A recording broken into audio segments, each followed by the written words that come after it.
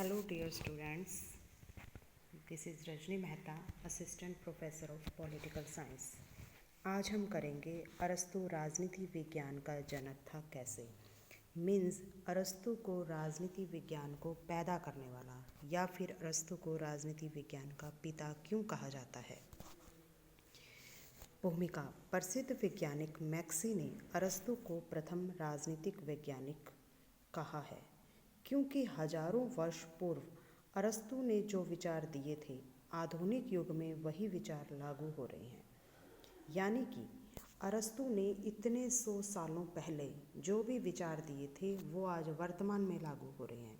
इसका मतलब यह है कि अरस्तु ने किसी पूर्व धारणा के आधार पर विचार नहीं दिए, उसने तथ्यों के आधार पर, तर्क के आधार पर विचार दिए। जो विचार आज भी व्यवहारिक हैं, आज भी उन्हें लागू किया जा सकता है। तो कितना दूरदर्शी था अरस्तु, जिसने इन विचारों को पहले ही भांप लिया था, या फिर ये हम कहें कि वैज्ञानिकता के आधार पर उसे पहले ही परख लिया था। जो उसके विचार आज आधुनिक युग में भी लागू हो रहे हैं, यानी कि जो विचार उसने दिए वही आज लागू हो रहे हैं। इट मीन्स उसे राजनीति विज्ञान को पैदा करने वाला तभी कहा जा रहा है।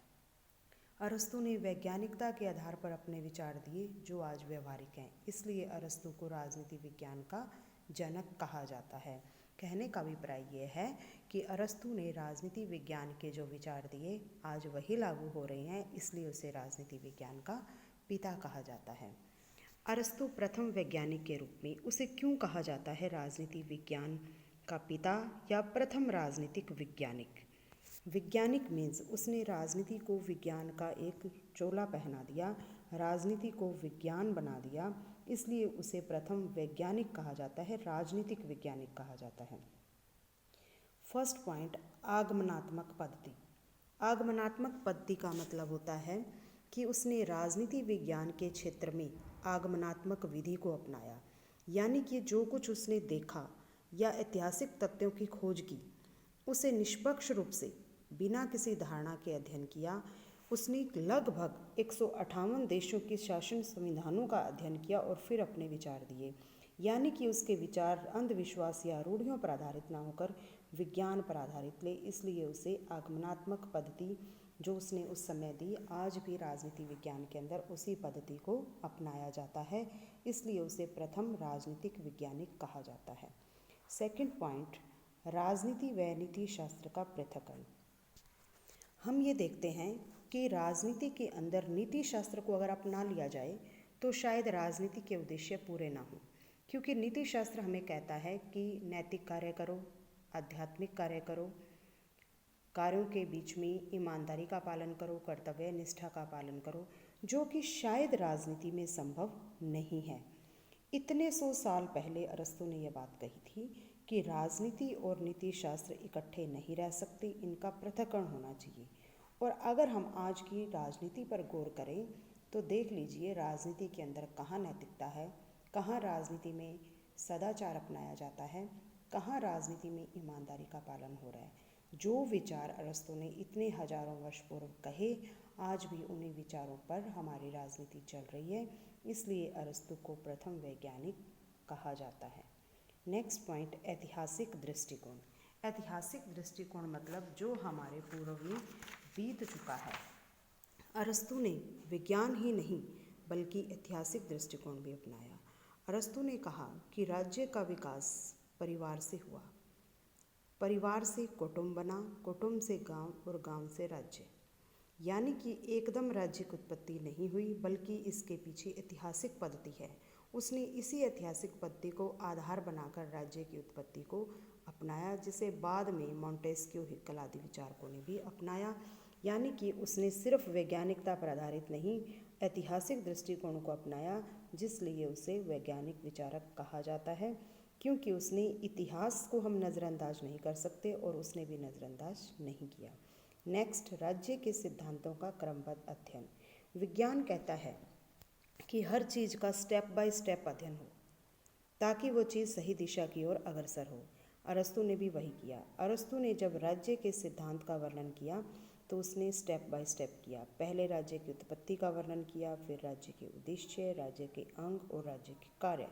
इस तरीके से स्टेप बाय स्टेप अध्ययन किया, इसलिए उसे प्रथम वैज्ञानिक कहा जाता है, क्योंकि वैज्ञानिक जो हैं वो भी स्टेप बाय स्टेप अध्ययन करते हैं।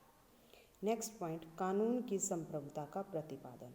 अरस्तु को, जो कि इतने हजारों वर्ष पूर्व ये बात कह गए कि कानून ही संप्रभु है, कानून ही सर्वोच्च है, आज वही बात राजनीति विज्ञान में है कि हर विचारक या फिर हम कहें कि हमारा संविधान कहता है कि कानून ही सर्वोच्च है, कानून ही संप्रभु है। और आज उसने भी जो विचार दिए, आज उसी विचारों पर राजनीति विज्ञान टिका हुआ है, इसलिए उसे प्रथम राजनीति वैज्ञानिक कहा जाता है। नेक्स्ट, नागरिकता की व्याख्या। अरस्तु ने अपने नागरिकता संबंधी विचार जो दिए, उसमें वह विचार यूनानियों तक सीमित नहीं रहे। अरस्तु के विचारों को अनेक विचारकों ने आधार बनाया। अरस्तु ने जो नागरिकता संबंधी विचार दिए वो उसकी मौलिक देन है, और उनके विचारों को आज हालांकि पूर्ण रूप से नागरिकता संबंधी विचारों को नहीं अपनाया जाता, लेकिन इन विचारों का उन्होंने एक आधार बना दिया, और आज भी राजनीति विज्ञान में नागरिकता संबंधी विचार दिए जाते हैं। नेक्स्ट, शिक्षा का सिद्धांत। अरस्तु ने शिक्षा को व्यक्ति के लिए बहुत ही अनिवार्य माना है, महत्वपूर्ण साधन माना है राजनीतिक व्यवस्था के लिए। कहते बिना शिक्षा के मनुष्य पशु है। अगर वो शिक्षा हासिल कर सकता है तो वह एक उच्च कोटि का विद्वान या उच्च कोटि का देवता बन सकता है। आज भी हम ये कहते हैं कि राजनीति के अंदर भी शिक्षा जो है वो एक अनिवार्य तत्व है। उसने इतने 100 सालों वर्ष शिक्षा की उपयोगिता पर बात की, और आज भी हम राजनीति में शिक्षा की बात करते हैं कि एक राजनीतिज्ञ को पढ़ा लिखा होना चाहिए। तो अरस्तु ने भी इतने 100 साल पहले शिक्षा पर बल दिया, इसलिए उसे प्रथम वैज्ञानिक विचारक कहा जाता है। सरकार के अंगों का निरूपण। आज हम बात करते हैं आज की राजनीति में कि सरकार के 3 अंग हैं, व्यवस्थापिका, कार्यपालिका और न्यायपालिका। अरस्तु ने इतने 100 साल पहले सरकार के अंगों का निरूपण कर दिया था। उसने कहा था प्रशासकीय, व्यवस्थापिका और न्यायपालिका। प्रशासकीय उसने कार्यपालिका के बारे में बोला था। इतने 100 साल पहले भी उसने सरकार के अंगों का निरूपण किया, और आज भी सरकार के यही अंग हैं। तो हम कह सकते हैं कि अरस्तु ने ही एक वैज्ञानिक की भांति ये विचार दिए, इसलिए उसे प्रथम वैज्ञानिक कहा जाता है। नेक्स्ट, संविधान का विस्तृत अध्ययन। संविधान जो कि किसी भी देश के लिए अनिवार्य है, संविधान पर ही आधारित पूरी देश की शासन व्यवस्था चलती है। अरस्तु ने अपने काल में संविधान संबंधी विचार दिए। उसने कहा कि संविधान और संविधानवाद दोनों को अपनाकर ही हम राजनीतिक व्यवस्था को संचालित कर सकते हैं। अरस्तु ने अपने सैद्धांतिक विवेचन पर इसकी पुष्टि कर दी थी, और उसने जो विचार दिए संविधान संबंधी वो आज आधुनिक राजनीति का भी विषय है, और सारा राजनीति विज्ञान अरस्तु का ऋणी रहेगा कि उसने जितने भी ये विचार दिए वो राजनीति विज्ञान आज उन्हें अपना रहा है। नेक्स्ट पॉइंट, मध्यम मार्ग का अनुसरण। मध्यम मार्ग मीन्स मिडल वर्ग, यानी कि अरस्तु ने जो बात की कि एक होता है उच्च वर्ग और एक होता है निम्न वर्ग, दोनों की ही अति है। उच्च वर्ग जो है वो निम्न वर्ग के साथ नहीं बनाकर रखता, और निम्न वर्ग की उच्च वर्ग के साथ नहीं। जब तक मध्यम मार्ग नहीं होगा, मिडल वर्ग नहीं होगा, तब तक कोई भी काम पॉसिबल नहीं है। इसलिए उसने कहा कि वीणा के तारों को इतना ना कसो कि वो सुंदर राग ना दे सकें, और उनको इतना ढीला भी ना छोड़ो कि वो बज ना सकें, यानी कि बैलेंस। उसने बैलेंस की बात कही है, संतुलन की बात कही है। वो कहते हैं मध्यम मार्ग का अनुसरण करना चाहिए ताकि हम अपने उद्देश्यों में सफल हो सकें। और मध्यम मार्ग जो है वो विकास की तरफ बढ़ता है, वो विकास में बाधा नहीं पैदा करता। इसलिए उन्होंने बीच का रास्ता, यानी ना ऊपर ना नीचे, मध्यम मार्ग को अपनाने पर बल दिया, क्योंकि मध्यम मार्ग ही है जो विवेक का प्रयोग करता है और बुद्धि का प्रयोग करता है। और आज हम अगर राजनीति की बात करें तो आज भी मध्यम वर्ग को देखकर ही सारे काम किए जाते हैं, और मध्यम वर्ग को ही बुद्धिजीवी वर्ग माना जाता है। इसलिए अरस्तु को राजनीति विज्ञान का पिता कहा जाता है। नेक्स्ट, स्वतंत्रता और समानता संबंधी विचार। अगर हमने राजनीति की बात करें तो बिना स्वतंत्रता और समानता के राजनीति को चला पाना मुश्किल है। अरस्तु ने इतने सालों पहले स्वतंत्रता और समानता पर बल दिया कि बिना स्वतंत्रता और समानता के शासन नहीं चल पाएगा। हम इतिहास में भी देखते हैं कि स्वतंत्रता और समानता जहाँ प्राप्त नहीं हुई वहाँ क्रांतियाँ हुई हैं। और आज भी हम राजनीति विज्ञान में देखते हैं तो राजनीति विज्ञान के आधार स्तंभ हैं स्वतंत्रता, समानता और भ्रातृत्व।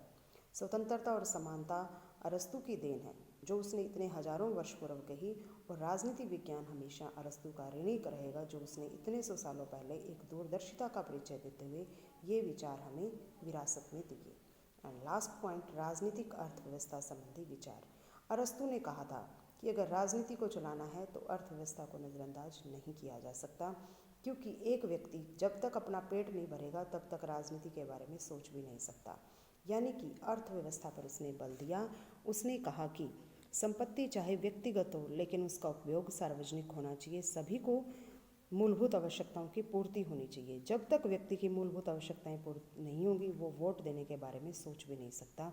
और आज भी वही बात है, एक गरीब तबके को अगर आप पैसा दे दो और वोट खरीद लो तो वो दे देगा। यानी कि पेट की भूख शांत करने के लिए राजनीति को वो यूज़ कर सकता है। तो इतने सौ सालों पहले अरस्तु ने कहा था कि पहले पेट की भूख शांत होनी चाहिए, फिर राजनीति की बात होनी चाहिए। आज भी वही बात है। अरस्तु के विचारों को आज भी हम विरासत के रूप में अपना रहे हैं। उसके विचार आज भी व्यवहारिक हैं, इसलिए हम अरस्तु को राजनीति विज्ञान का